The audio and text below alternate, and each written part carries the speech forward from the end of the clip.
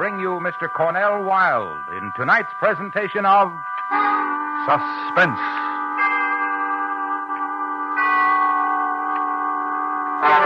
Tonight combines fact and fiction. The fact, the murder of Mary Cecilia Rogers in New York City. The fiction, Edgar Allan Poe's solution of that crime, which he called The Mystery of Marie Roget. Our star, Mr. Cornell Wilde.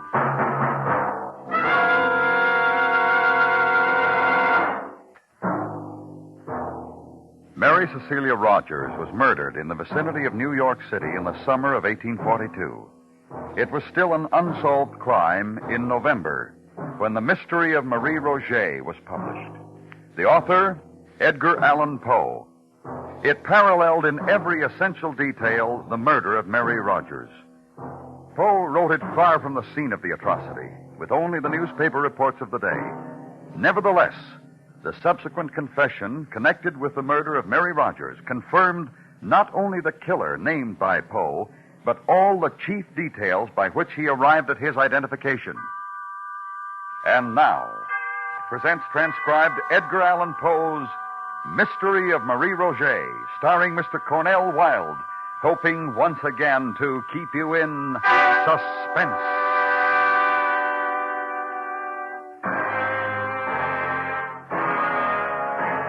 Good evening.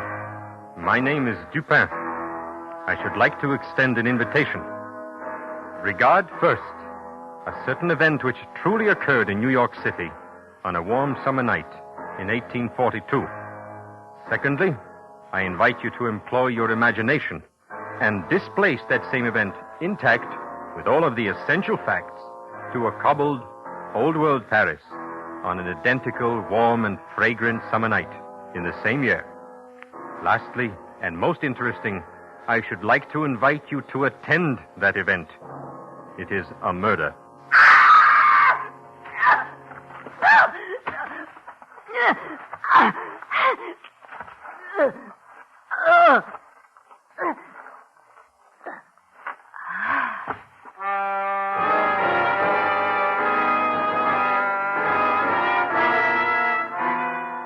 The general design and mental character of the atrocity, indeed, the first knowledge of its occurrence, came to my attention on Wednesday night, the 25th day of June.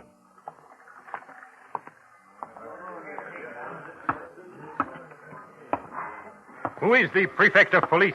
I am, monsieur. Dupin? Yes, monsieur. Oh, thank you for coming, monsieur. I wasn't certain my messenger would find you. This way, monsieur.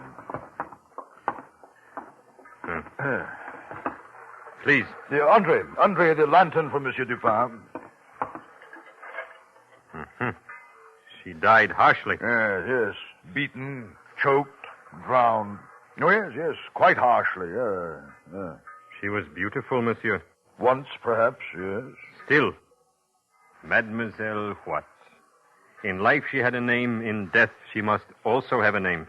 Any of you? I have asked, monsieur, but none of them know her. But her clothes and jewels say she was known Dupin. Good clothes, torn and disordered in her terrible struggle, but good. And the jewelry, not expensive, but tasteful. This woman, in my opinion, Dupin, was known. And loved, Monsieur the Prefect. No doubt. Dupin, this is why I sent for you. I've been through these things before. The newspapers will write stories, the reporters will make conjecture. Although there is no name for her now, there will eventually be a name. And then, monsieur, I will be called upon to produce her assassins. There is so little to go on. The eyes of the public will be upon me, and my honor is at stake. And my honor, too, monsieur, if I am involved in the investigation. Dupin, listen. There is a fund at the prefecture, a sizable fund which I am authorized to use when circumstances arise. For your services, I am willing to make a direct and liberal proposition. Dupin, you will help me find the answer to this woman's death? I cannot refuse.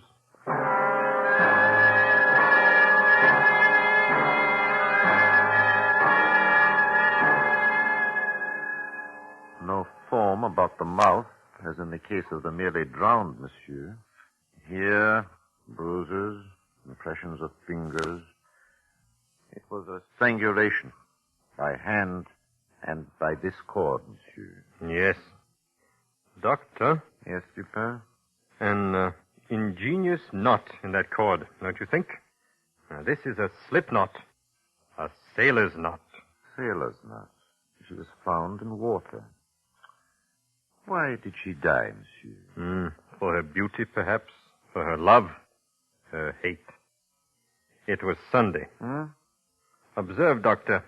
There are no marks to prove she was weighted and then shaken loose. Yes, she quit life on Sunday. Murdered in the dark. Thrown into the river. Unweighted. Monday. Tuesday, she remained, as a corpse will, on the bottom. And then on the third day, tonight, as a corpse will, she rose, and the fishermen saw her. It is the way of corpses violently made so. Not only violent, but quick, near the riverbank somewhere. For what assassins could carry a burden like this long undiscovered, From a dark bridge, perhaps. No, too much light and people. There had to be a boat, Doctor. If she was dropped from a bridge, or pushed in from the shore, the current might press her aside to be caught in the vegetation of the shallow water.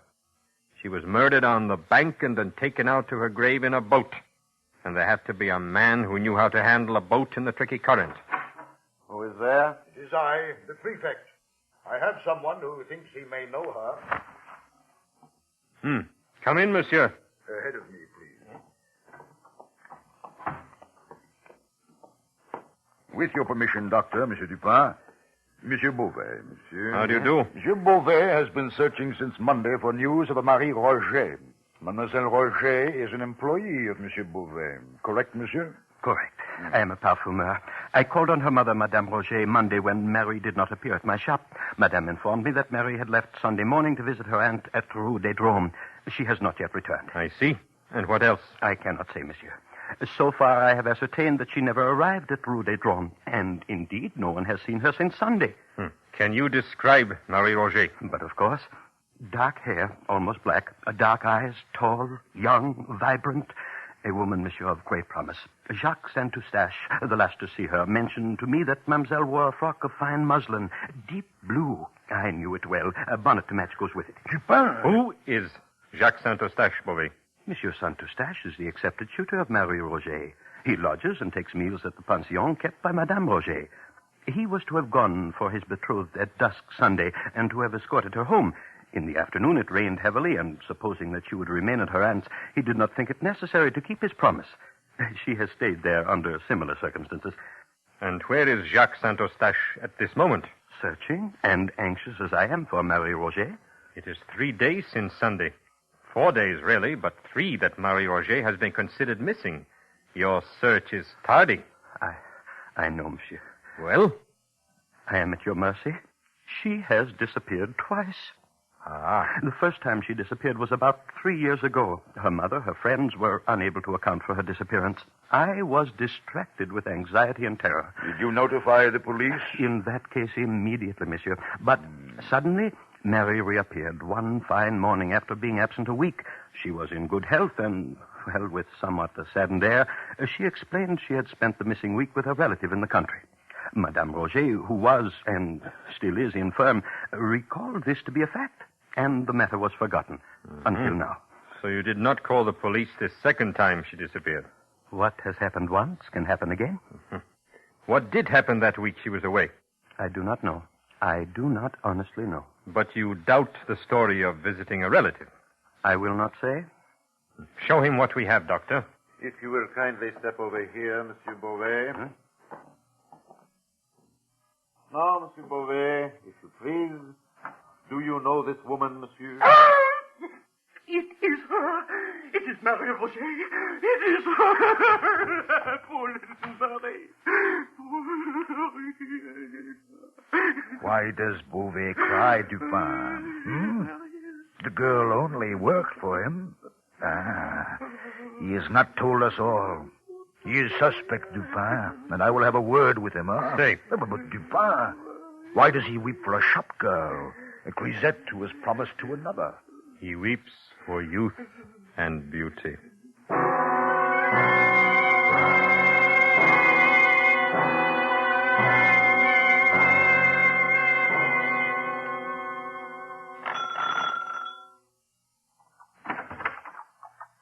Yes, monsieur? I am Dupin, Madame Roget.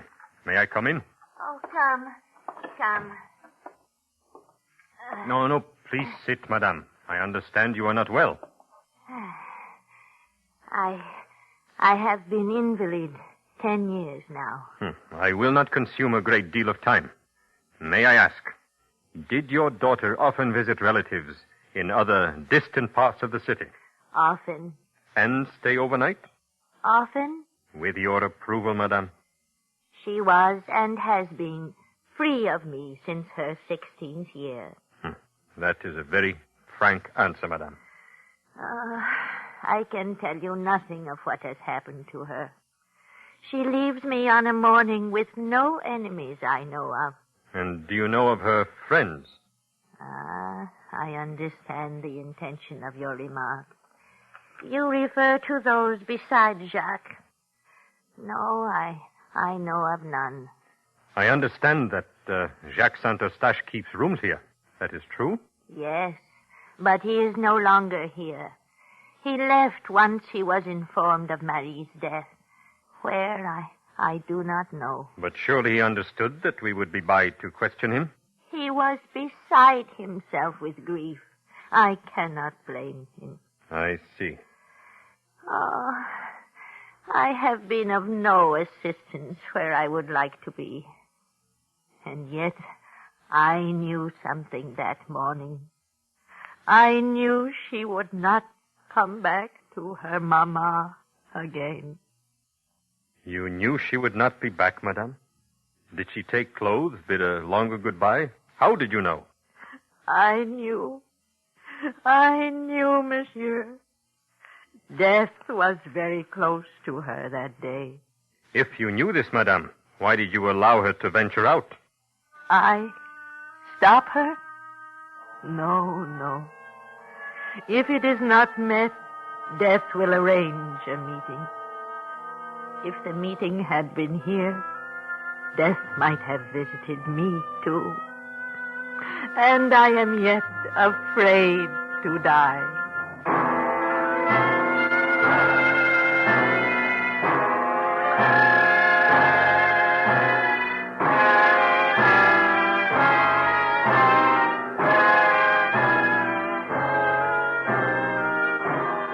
Is bringing you Mr. Cornell Wilde in Edgar Allan Poe's The Mystery of Marie Roget.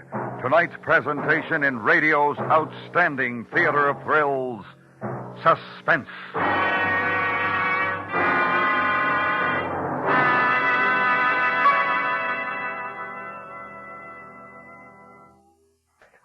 And now, brings back to our Hollywood soundstage Mr. Cornell Wilde in Elliot Lewis's production of Edgar Allan Poe's The Mystery of Marie Roget, a tale well calculated to keep you in suspense.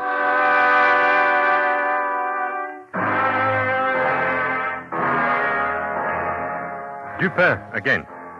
You will recall the event we have been attending in Paris.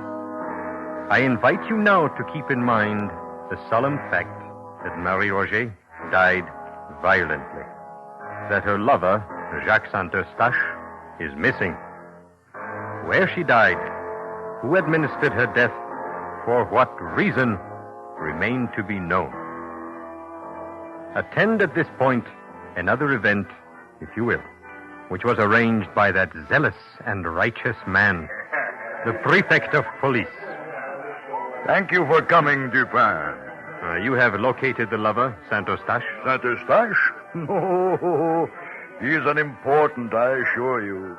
Somewhere right now he drinks and tries to forget. But what I have here is important, most important. Madame Dulac, if you please. Good evening, gentlemen. Good evening. This is Madame Dulac. She has something of interest to tell you. And I have something of interest to show you. Good evening, Madame. I have maintained this tavern many years, right here, close to the bank of the river. No fear with me, Madame. I have no authority to do anything but respect your person and your thoughts. Oh. Now, what is this information? I saw a young woman here Sunday. Monsieur says it was Marie Roget. It was, definitely. Just a moment. Sunday, madame. Yes. Mid-afternoon, later perhaps. Where? Right here in my tavern. She arrived accompanied by a young man of dark, swarthy complexion. The two remained here for some time. On their departure, they took the road through some thick woods that way. Toward the river, Dupin. And this is a secluded neighborhood. Go on, madame. Go on. Go on. Soon after they left, a gang of miscreants made their appearance at my place of business. They behaved boisterously. They ate and drank without payment, then left and followed the route of the young girl and the young man that same way. I see. About dusk, the same gang reappeared and recrossed the river in great haste. I see. And you are certain it was Marie Roget? Never fear. My men spoke with an unnoticed driver, a man named Valence, who knew Marie Roget. He claims he saw her cross the Seine on the Sunday afternoon in question with a swarthy man who fits the exact description of Madame. And what else, monsieur? Oh, I will show you. Come.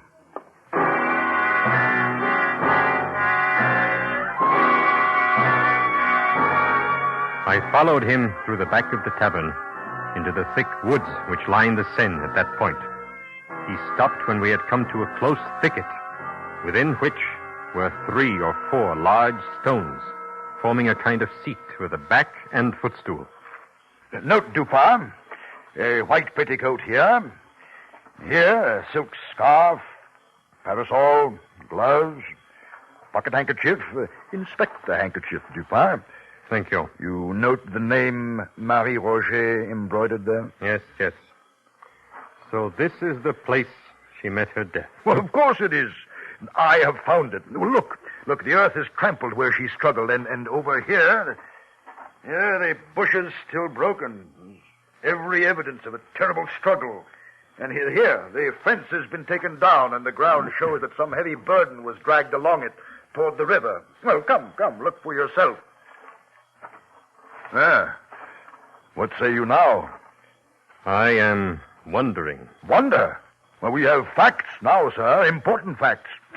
Do you recall a strip of one of the unfortunate girl's petticoats had been tied about her mouth, probably to prevent her screams? I do. This was done by fellows who had no pocket handkerchiefs. Miscreants, Dupin. Miscreants, such as those who visited Madame Dulac's tavern and later went the same way as Marie Roget and her companion. There are many such gangs about here. All we have to do is locate them. And I know how to do that.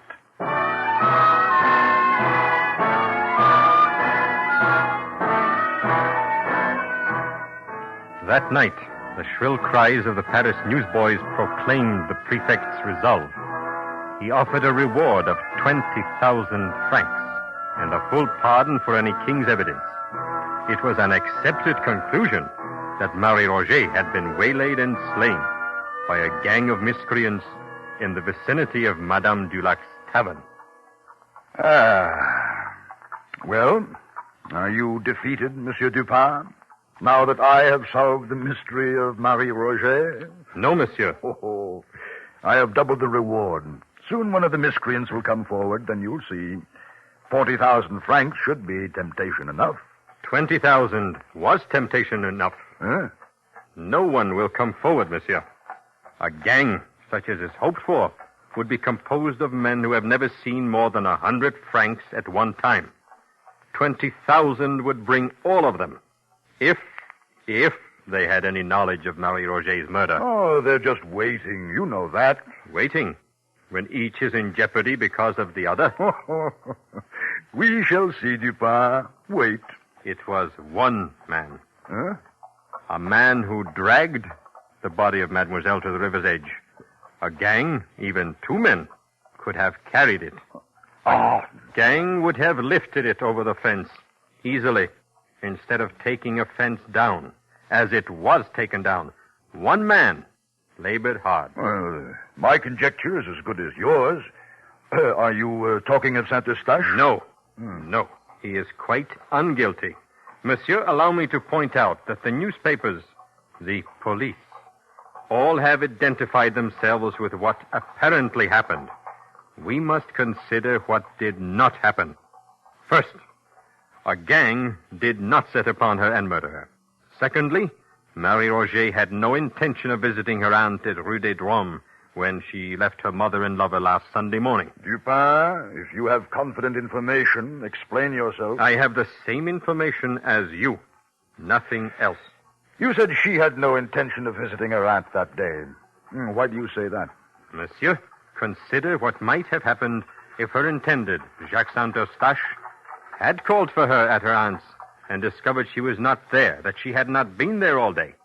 He would have been chagrined, suspicious, angry. Saint-Eustache would have been all these. Something for Marie Roget to worry about when she returned home. But nothing to worry about if Marie did not intend to return home. A point to consider, perhaps. Go on. Consider that she kept a rendezvous instead. This we know. A rendezvous with a swarthy man. We have been told that by 2 witnesses who saw him. Now, monsieur, I ask you, as I have asked myself, did this swarthy companion allow Marie to be slain before his eyes? Or was he himself slain trying to help her? If so, where is his body? Well, he left her before she was set upon, obviously. Did he leave her alone in such a dark district? They quarreled. Indeed they did. Another question. Marie Roget's death is known everywhere in France. Why has he not come forward to help us clear up the mystery? Many reasons. Perhaps he's married. He's left. He's uninformed. He has a swarthy complexion. A sea complexion. A well-attested fact. Now, accumulate that with the cord that was tied about her neck in a sailor's knot. Monsieur Dupin, I have not the... And the need of a skilled boatman to handle a boat on the river to dispose of the body. But it could be no, anyone. It could not. What? Marie Roget was a gay, not an abject girl. No common seaman for her. An officer, a naval officer, monsieur. Like the one who might have led her into a false elopement the first time she disappeared. 3 years passed. The approved time for a French man of war to consume encircling the globe.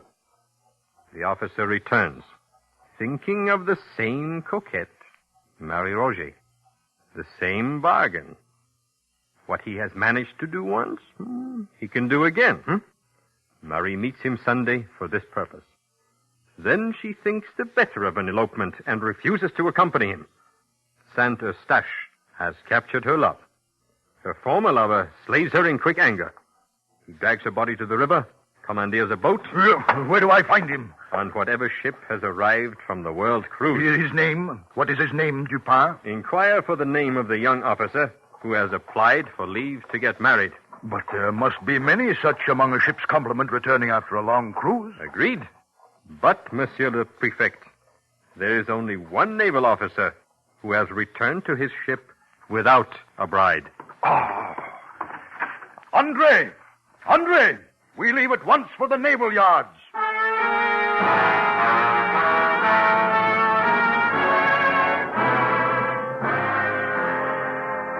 It has been an interesting evening, And now I issue a last invitation, my friends. I invite you to retain all that you have heard and employ this time, instead of your imagination, your sense of reality.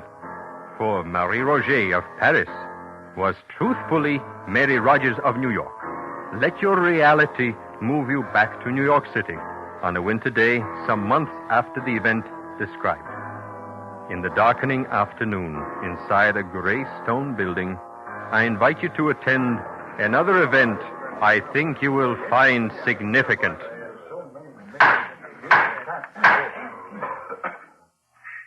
Ensign Robert Bryant Wilson. You have been found guilty of the murder of Mary Cecilia Rogers. It is the judgment of this court that you be hanged by the neck until you are dead.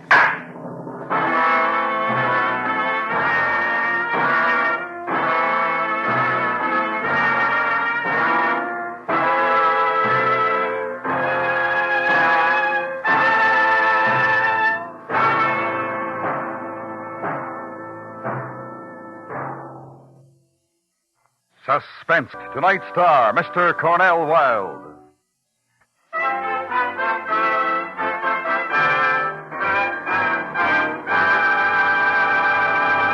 Next week, Suspense. Suspense is transcribed and directed by Elliot Lewis, with music composed by Lucien Morawick and conducted by Lud Gluskin. Edgar Allan Poe's The Mystery of Marie Roget was adapted for Suspense by E. Jack Newman. In tonight's cast, John Daner was heard as the prefect of police. Others in the cast were Lou Merrill, Jeanette Nolan, Paula Winslow, William Johnstone, and Edgar Barrier. This is the CBS Radio Network.